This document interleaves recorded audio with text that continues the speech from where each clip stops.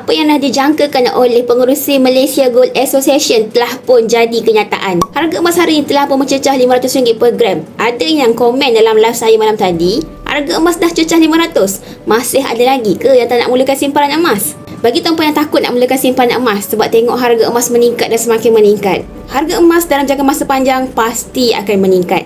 Tetapi dalam jangka masa pendek, ada turun dan naik.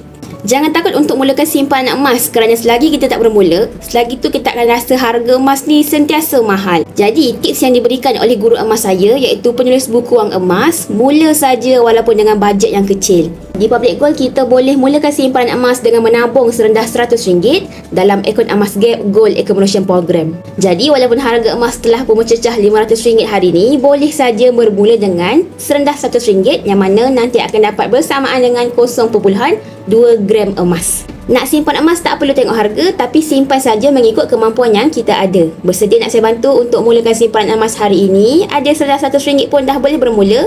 Klik saja link bio, saya bantu sebaiknya, insya-Allah.